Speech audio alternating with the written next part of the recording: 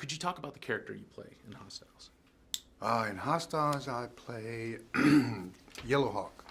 He's an older war chief who has many times in the past been in contact with our main character, Captain Blocker, and they have not been friendly meetings that they've had before.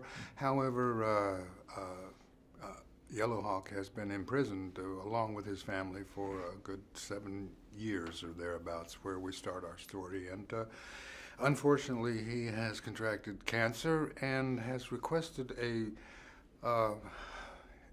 his freedom and the opportunity to return to his homeland to be buried there, to end his life there. And as a political quirk of the time, the commanding officer of the fort has arranged for the president to hear of this and to grant a pardon and the opportunity to return to his homeland along with escort, military escort, provided by Captain Blocker. Now, can you talk about the research for this character that you did? The research was done, I think, mainly by the original manuscript, as well as what Scott came across with in terms of writing the narrative for this contemporary story. I believe the manuscript, I think, may have been written earlier, perhaps back in the 70s or 80s. Don't quote me on that, but earlier than Scott's rendition of it. The research I did simply had to do with language mainly, of the Cheyenne language, and what was provided by our consultant, Cheyenne consultant, Chief Philip,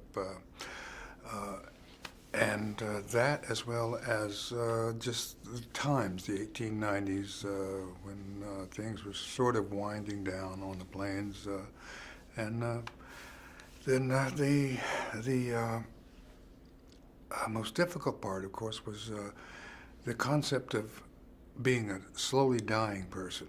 How does one go about portraying someone who's slowly dying? I don't know. I really don't know what it would feel like, and I would challenge you to perhaps provide me with some insight. But I had only seen it perhaps with my father, who died a slow death, which was not an easy thing to watch, but I had only seen it from the outside, is what I'm saying. Could you talk about location-specific challenges? Obviously, Colorado, New Mexico. I mean, could you talk about the challenges shooting there? Well, the Southwest is a rugged country. It's beautiful, and it's seen as the land of enchantment, where the area we're in, we shoot most of the scenes in New Mexico.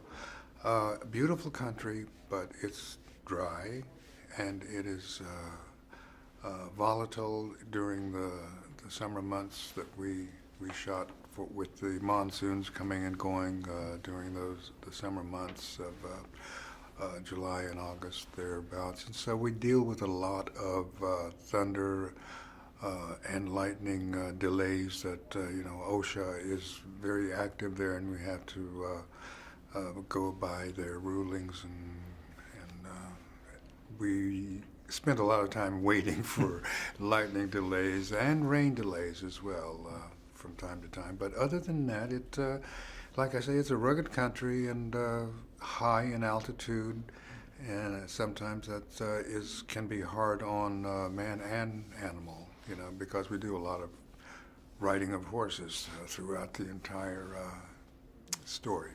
What were some of the favorite things that you enjoyed filming? Some scenes, things like that. Well, we moved rather slowly through our road trip to Montana, if you will. But what was kind of exciting about it all was, say, the shootout that occurs early on in not the initial one, but early on we have a battle with the Comanche. that is fun to, kind of spice things up and put a little speed into the whole thing, and that was a fun shoot. A lot of fun. Could you talk about working with your different co-stars in this movie and your experiences? Well, I'd worked with Adam Beach for a number of pictures throughout my career, as well as Koryanka and Christian.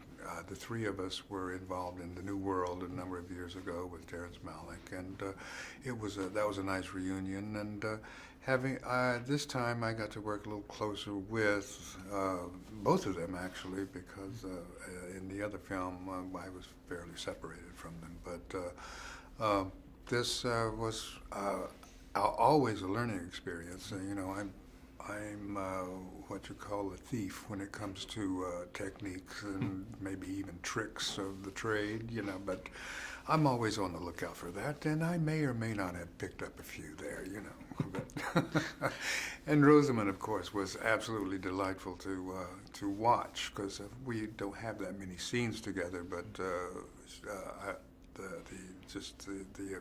breadth of her abilities was just astounding. I was really impressed with.